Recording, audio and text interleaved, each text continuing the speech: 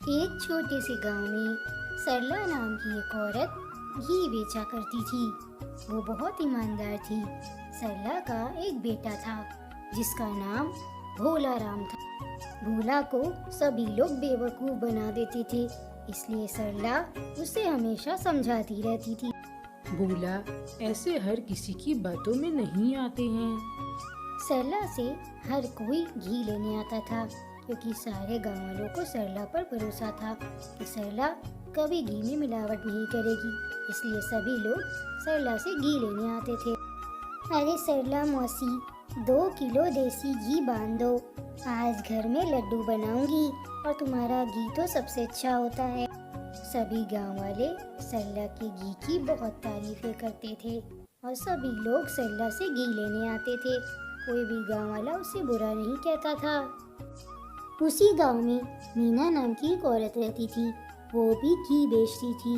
मीना सरला और भोला से बहुत जलती थी। सरला की वजह से मीना से कोई भी गांव वाले घी नहीं लेते थे। अरे ओ भोला राम, अपनी माँ को समझा। उसकी वजह से मेरी दुकान पे कोई नहीं आता।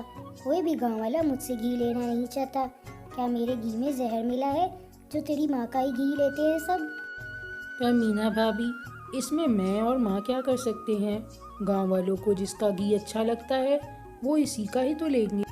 भोला था तो बेवकूफ, पर वो कभी मीना से डरता नहीं था।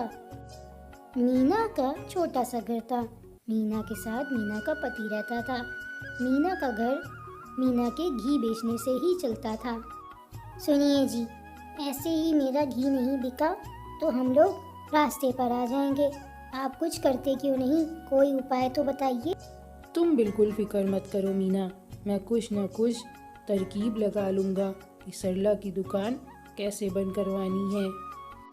मीना अपने पति की ये बात सुनकर वापस काम करने चली जाती है। पर मीना का पति सोच रहा था कि वो ऐसा क्या करे कि सरला की दुकान बंद हो जाए। मैं भी तो घी अच्छा बनाती हूँ, पर पता नहीं लोग मुझसे घी क्यों नहीं लेते। गांव वाले उस सरला से ही घी क्यों लेते हैं? मैं भी बस थोड़ी ही मिलावट करती हूँ घी में। मीना ये सब सोच ही रही होती है कि तभी वहाँ पर भोला आ जाता है। अरे ओ भोला, तू यहाँ क्या कर रहा है? और आज तू मेरे घर कैसे आ गया?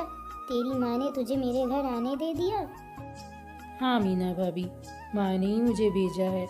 उन्हें अपनी कढ़ाई चाहिए जो तुम उनसे परसों लेकर आई थी। वो कढ़ाई के बिना घी नहीं बना पा रही सही से, वो दे दो मुझे। हाँ हाँ, मुझे याद है कि तेरी माँ की कढ़ाई मेरे पास है। तू जा अपने घर, मैं तुझे वहीं ला कर दे दूंगी। और मेरे घर आने की ज़रूरत नहीं, जो मांगना हुआ करे बाहर से ही मांगा कर। मीना सरला के साथ साथ भोला से भी बहुत जलती थी। वो भोला को देखना भी पसंद नहीं करती थी। उसने अपने घर से भोला को भगा दिया था और वो सोच रही थी कि वो इन दोनों का क्या करे। ऐसे ही कुछ दिन बीत जाते हैं और फिर मीना अपने पति से कहती, सुनो, तुमने कहा था कि तुम कुछ तरकीब लगाओगे, पर तुमने तो अब तक कुछ नहीं किया उन दोनों का। अरे मुझे सोचने का वक्त तो दो, मैं कुछ न कुछ ज़रूर करूँगा। इस सरला से कभी कोई गांव वाला घी नहीं लेगा। अरे ओ मीना भाभी, 1 किलो घी देना, और हाँ, कोई मिलावट मत करना। आज सरला मौसी के यहाँ घी नहीं मिल रहा था, तभी मैं तुम्हारे पास आई। अब जल्दी से घी दे दो मुझे। एक तो घी लेने आई है और ऊपर से मेरे घी को मिलावटी कह रही है। जा जा, मैं तुझे घी नहीं दूंगी। बड़ी आई, जाके अपनी सरला मौसी से ले ले। मेरे घी को मिलावटी मत कर। मीना की ये बात सुनकर वो औरत गुस्से में वहाँ से चली जाती है और मीना को और ज़्यादा गुस्सा आता है क्योंकि उसके घी को उस औरत ने मिलावटी कहा था। मीना बहुत गुस्सा हो जाती। बड़ी आई, मेरे घी को मिलावटी कह रही थी। सरला की तारीफ तो पूरा गांव करता है। बस कुछ दिन की बात है, फिर देखना सरला का और भोला का नाम भी कोई नहीं लेगा। क्या हुआ जी, आज भी आपने मेरा काम नहीं किया। वो सरला दिन पे दिन और भी ज़्यादा मशहूर होती जा रही है। मैं क्या करूँ? तुम परेशान मत हो, ये लो तेल और ये जाकर सरला के घी में डाल देना, और इससे सभी गांव वालों की तबीयत खराब होगी तो गांव वाले उससे घी लेना खुद ही बंद कर देंगे। और हाँ मीना, ये काम बहुत होशियारी से करना। जब सरला वहाँ पर ना हो तो उसके घी में ये तेल डाल देना, फिर देखना कमाल। ऐसे ही सुबह हो जाती है और सुबह होते ही मीना सरला के घर जाती है और सरला उसे देखकर हैरान हो जाती है क्योंकि मीना कभी सरला के घर नहीं आती थी। वो उसे देखती है और पूछती है, अरे वाह, आज सूरज कहाँ से निकला है? रे मीना, तू तो मेरे घर नहीं आती, फिर आज ऐसे अचानक से तू मेरे घर कैसे आ गई? क्या बताऊँ सरला मौसी, कभी कभी किसी की भी मदद लेनी पड़ती है। दुकानों में दूध नहीं मिल रहा, क्या तुम मुझे एक बाल्टी दूध दे सकती हो? हाँ हाँ मीना, क्यों नहीं। तू एक बाल्टी क्या 2 बाल्टी दूध ले जा, क्योंकि मुझे भी पता है कि तू घी बनाती है और मैं नहीं चाहती कि तेरा नुकसान हो। फिर क्या था, सरला के जाते ही मीना अपना काम कर लेती है। जो तेल उसके पति ने दिया था वो मिलावटी तेल वो घी में डाल देती है और फिर आराम से चली जाती है। अब पता चलेगा सरला मौसी को कि मुझसे पंगा लेने का अंजाम क्या होता है। जब गांव वाले ये मिलावटी घी खाएंगे तो सभी लोग बीमार पड़ जाएंगे। मीना खुशी खुशी ये सोचकर वहाँ से चली जाती है। मीना आज बहुत खुश थी क्योंकि उसका काम बहुत आराम से हो गया था। और उसके बाद सरला वहाँ आती है। अरे ये मीना तो बिना दूध लिए ही चली गई, पता नहीं इसके दिमाग में क्या चलता रहता है, कहीं कुछ बुरा तो नहीं कर गई। पर मुझे क्या, छोड़ो। तभी रास्ते में मीना को भोला मिलता है जो उससे पूछता है कि वो उसके घर के बाहर क्या कर रही है। अरे मीना भाभी, आप मेरे घर के बाहर क्या कर रही हैं? अरे ओ भोला, क्या इस रास्ते में सिर्फ तेरा ही घर है? मैं अपनी सहेली के घर आई थी, बड़ा आया। चल हट यहाँ से, मुझे मेरे घर जाना है और मुझे यूं टोका मत कर तू आते जाते। भोला जानता था कि मीना को उससे बात करना बिल्कुल पसंद नहीं है, इसलिए भोला वहाँ से चुपचाप चला जाता है और मीना दिली दिल हंसती है कि आज वो दोनों बर्बाद होने वाले हैं। सरला के घर ग्राहकों की भीड़ लगी रहती थी क्योंकि उस गांव में बिना मिलावट के सिर्फ सरला ही घी देती थी और वो भी कम दामों पर, इसीलिए सब लोग उससे घी लेते थे। आप लोग घर जाइए, मैं भोला के हाथ आप सभी के घर में घी भेज दूंगी। वो क्या है ना, आज घी जल्दी नहीं बन पाया, थोड़ी देर और लगेगी। ऐसे ही सुबह हो जाती है और अगले दिन सभी गांव वाले बहुत ज़्यादा बीमार पड़ जाते हैं। जिसने जिसने भी सरला का घी खाया था वो सभी लोग बीमार पड़ जाते हैं। पता नहीं मेरे पति को क्या हो गया है, जब से कल से देसी घी के पराठे खाए हैं वो बीमार है। ऐसे ही गांव के सभी लोग जिसने घी खाया होता है वो सभी लोग बीमार हो जाते हैं। एक गांव का बूढ़ा आदमी तो बहुत बीमार होता है, उससे तो चला भी नहीं जाता है। वो ऐसे ही दिन भर लेटा रहा था, उल्टियाँ नहीं रुक रही थी।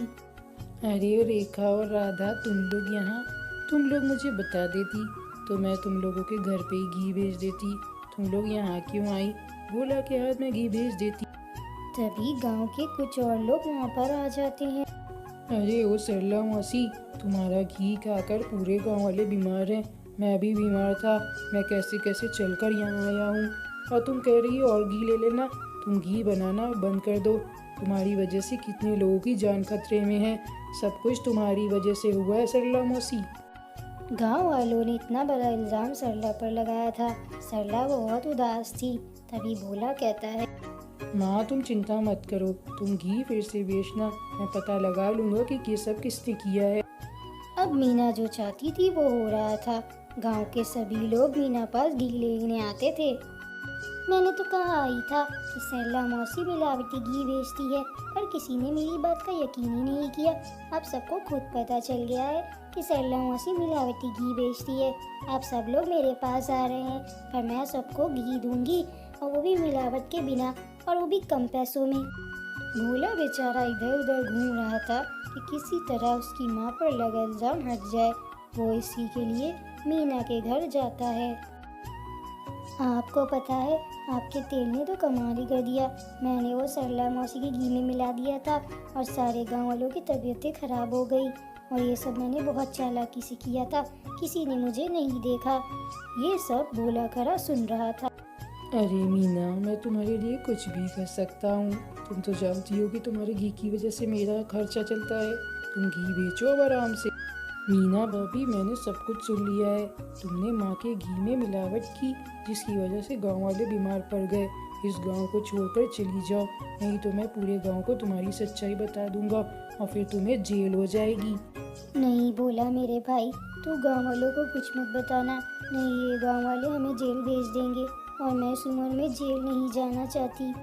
हाँ बोला, हम ये गांव छोड़कर आज ही चले जाएंगे। तू अभी गांव वालों को कुछ मत बता। हम दोनों के जाने के बाद उन्हें सब कुछ बता देना तू। भोला बड़ी होशियारी से अपनी माँ के ऊपर लगा हुआ इल्जाम हटा देता है और मीना और उसका पति हमेशा के लिए गांव छोड़कर कहीं और चले जाते हैं। इधर गांव वालों को पता चल जाता है कि ये सब में सरला की कोई गलती नहीं थी, बल्कि मीना की गलती थी और सभी लोग वापस से घी लेने के लिए आने लगते हैं। सब तुझे बेवकूफ़ समझते थे, पर मुझे पता था मेरा बेटा बहुत समझदार है। आज तू ना होता तो मेरे ऊपर लगा हुआ इल्ज़ाम कभी नहीं हटता। माँ, ये मेरा फर्ज था जो मैंने तेरे लिए किया। अब मैं भी तेरे साथ तेरे काम में हाथ बटाऊंगा। अब भोला भी सरला के काम में उसका हाथ बटाने लगा था और दोनों माँ बेटे खुशी खुशी आराम से रहने लगे थे।